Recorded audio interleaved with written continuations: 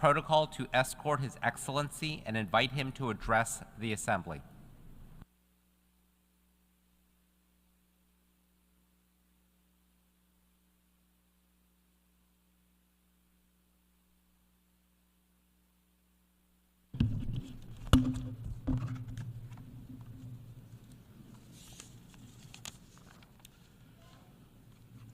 His Excellency, Mr. Philemon Young, President of the General Assembly, His Excellency, Mr. Antonio Guterres, Secretary General of the United Nations, distinguished Head of State and Head of Governments, Excellencies, ladies and gentlemen, it is my honor to address this august hall once again on behalf of my people of Papua New Guinea.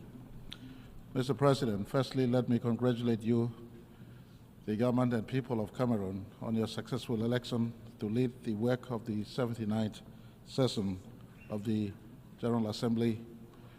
I thank your predecessor, His Excellency Mr. Denis Francis, for his excellent leadership during the 78th UN General Assembly. I also extend my gratitude to the United Nations Secretary General for his strong leadership to mobilize the support of the global community on key issues that require our collective efforts, especially in dealing with climate change-related matters.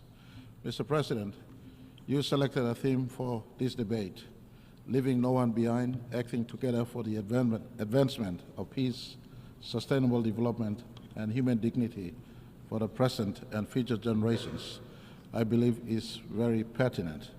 I thank you and commend your foresight in drawing our collective attention to the work we must still do for peace and humanity, considering the vast challenges that continues to threaten our society and what we face today.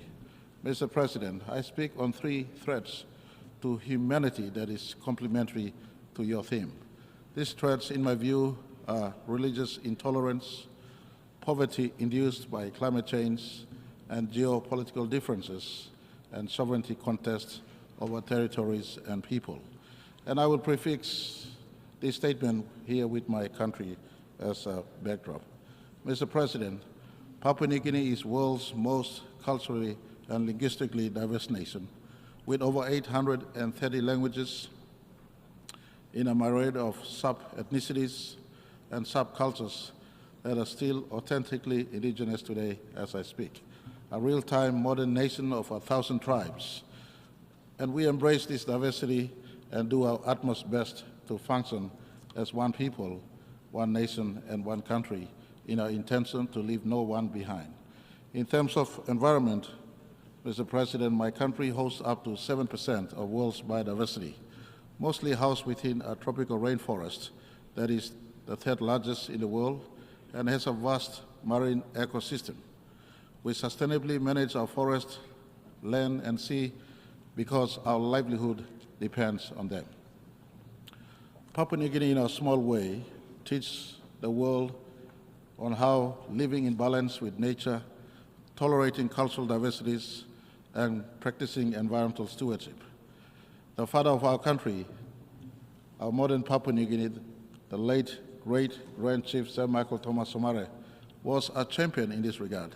In fact, Sir Michael's championed the cause of Article 5 that has found its place into Paris Agreement as I speak today, early in year 2000s. This is a reflection of Papua New Guinea's strong affinity to the forest, land, and sea.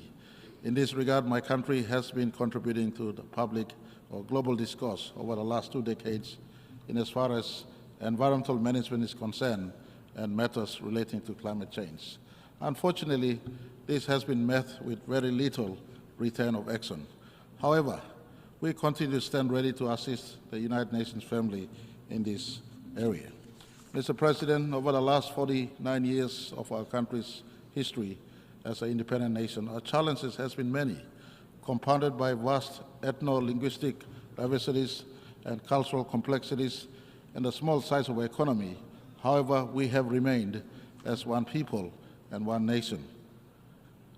We have moved in the last 49 years. We started off as a least developed nation today we have entered the middle-income earning nation status, and we intend in the next 20 years to migrate from where we are today to a high-income earning nation by 2025. In doing that, we will migrate from being just a raw resource exporter to a manufacturing economy within the next decade. Mr. President, I want to assure you all that all this is being done in total alignment, and we have aligned our development agendas to the United Nations Charter, especially consistent with the 17 Sustainable Development Goals of the United Nations. Our aspirations mirror that of this august institution. In fact, in 1975, when we gained independence, our National Constitutional 8-point plan directs not just my government today, but government into the future, as it was in the past governments that led my country, on our national aspirations to leave no person behind. Mr. President, our nation's Vision 2050 that was launched in 2010 compels governments to develop Papua New Guinea into a top 50 nation by 2050 in terms of Human Development Index. Papua New Guinea looks forward to submitting to the United Nations a full progress report in July of 2025 at the High-Level Political Forum, secondary voluntary national review covering the work we have undertaken thus far amidst the challenges we continue to face and the steps we are taking going forward that will culminate in 2030.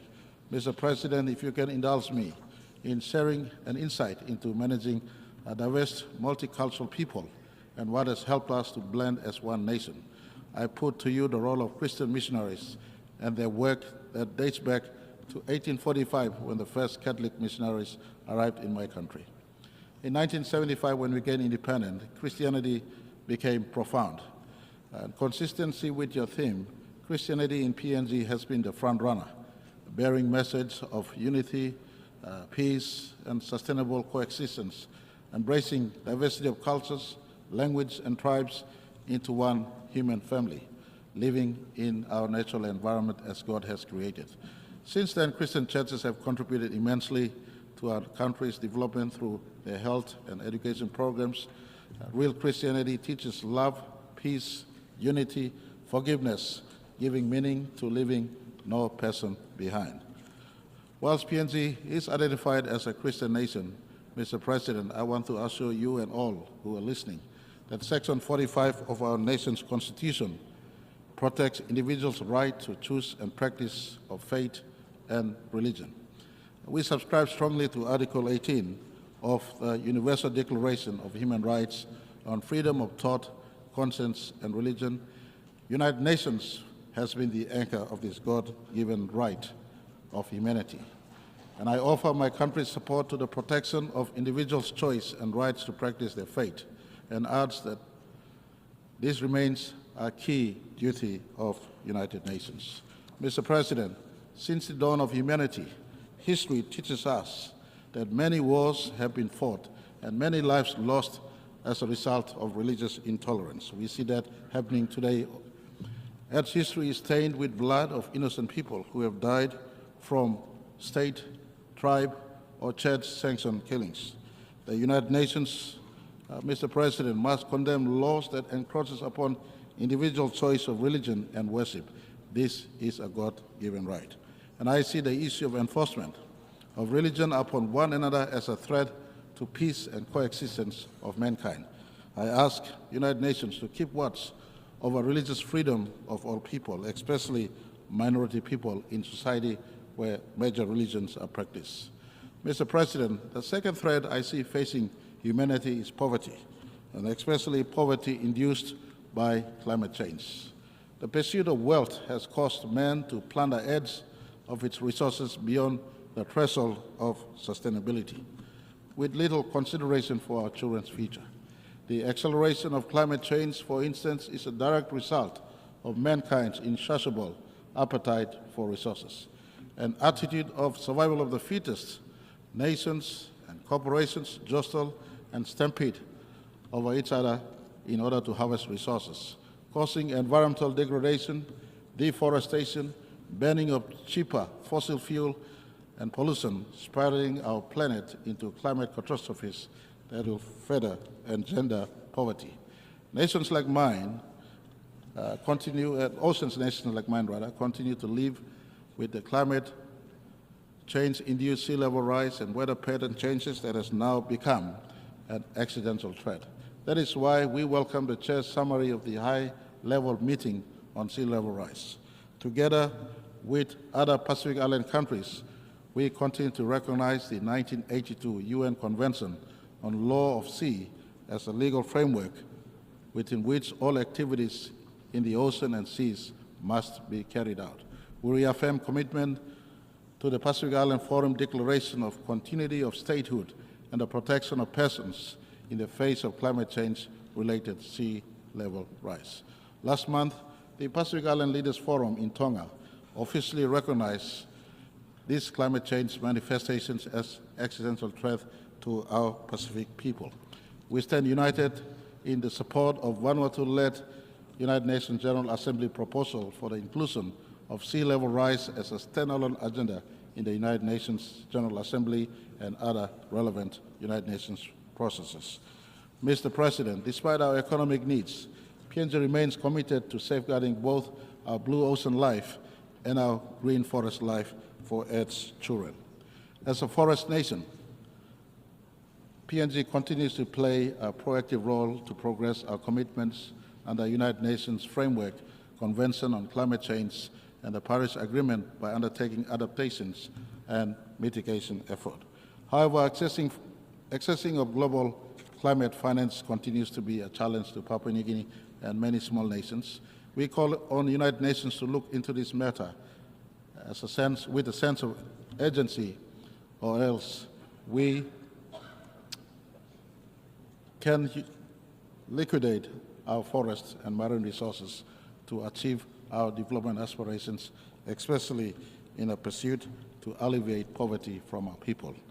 It is for this reason I speak in solidarity with all forest nations, especially those in the Congo Basin and those in the Amazon Basin, for adequate compensation if we are to preserve our forests, which is in fact the lungs of Earth. Mr. President, Papua New Guinea's vast forests, rich biodiversity, marine life, and indigenous people and cultures are now at the crossroads of great change, either of preservation or loss and extinction. The responsibility to save our environment and planet should bear on all of us in equal measure. It is now up to members of the United Nations to save these forests, which are global assets as I speak. On this note, I want to thank my good friend, His Excellency Emmanuel Macron, President of France, for mobilizing European Union funding for a forest conservation area called Managalas in my country. This is the kind of partnership that should be encouraged. And again, I remind the world, the forest of PNG is a global asset.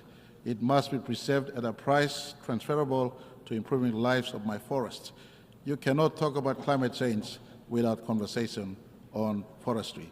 They are the two sides to the same coin in conversations on climate change. And I call for others out there, especially those who have big carbon footprints. You have to do justice to planet Earth by doing your part, especially assisting us in the preservation of our forests. Mr. President, the third threat facing humanity, in my view, is geopolitical differences and sovereignty contests over territories and people. Increasing geopolitical conflicts and tensions are fueling fragmentation and protectionism around the world today. The restrictions on trade, disruptions in supply chains, growing competitions are crippling our economies. We need to examine peaceful strategies and solutions and invest in peace-building initiatives for de-escalation, mutual understanding, cooperation, build trust, and foster peaceful relationships. The United Nations role in this must be respected by all nations, for really it was for this reason that the UN was born. So the world does not need to face many more wars again or another big war again. Mr. President, I say this: violence begets violence, and is evil no matter what the justification may be. Violence begets violence. Peace must be achieved by peaceful means. No matter how long or unjust it may seem, peace must be achieved by peaceful means. We live in a time where the press of a button, an atomic or nuclear bomb has the ability and potential to destroy our planet. All conflicts can be resolved if we allow United Nations one rule book to take prominence over our own parochial national interests. In PNG, we partner United Nations in national and subnational peace-building efforts. One good example is the de-escalation of our own internal conflict on Bougainville, when the United Nations supervised the Bougainville Peace Agreement in 2001 and continues to ensure we comply with all requirements of that agreement, including bringing the 2019 referendum results to our national parliament. To this day, I am happy to report that no bullets have since been fired in Bougainville.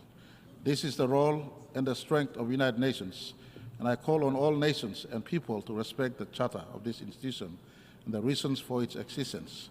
PNG therefore calls on the UN and its systems to begin the process to review the Security Council and the reforms that must take place, including removal of veto powers, so all nations can sit equally on the table in as far as decision-making is concerned. Mr. President, we must do all we can to restore stability to the far reaches of Earth. Global conflicts cause domino effect, and the subsequent impacts are felt throughout the world, including intergenerational wounds. Mr. President, as I conclude, let me remind us again on our collective responsibility to together preserve our planet and our human race. In 1987, a space philosopher called Frank White wrote the overview effect, a cognitive shift astronauts experience after viewing planet Earth from the space, and upon their return to Earth, he records that most astronauts, if not all, experience a self-transcendence, appreciating Earth much more and feeling a very strong connection to all people on the planet. And I am sure Neil Armstrong in 1969, on July 20, when he gazed back on planet Earth, standing on moon, he would have looked back and he would not have seen his planet, he would not have seen his country, the United States of America. He would have seen the blue planet, the planet he called home. I call upon all of us, esteemed leaders of this planet, let us adopt a little bit of overview effect to see the world through the eyes of the astronauts. They see the planet from humanity perspective, one planet, one people, one humanity. They appreciated Earth much better. And I want to ask all of us,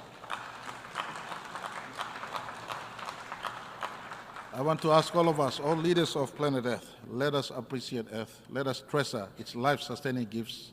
Let us do everything within our means to preserve and protect planet Earth. It starts with all of us, leaders, to think and act correctly, because our children's collective future depend on this one. We have but one planet. After all, there's not two planets. You look at the observable universe, you look billions and billions of light years into the observable universe.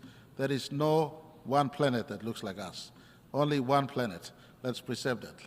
Let us rise above religious bigotry, fight poverty together, and coexist in peace under the charter we ourselves have written into this magnificent institution called the United Nations. I thank you all for the opportunity to speak.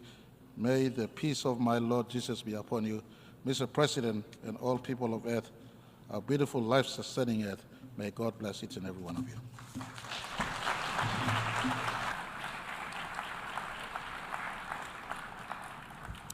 On behalf of the Assembly, I wish to thank the Prime Minister of the independent state of Papua New Guinea.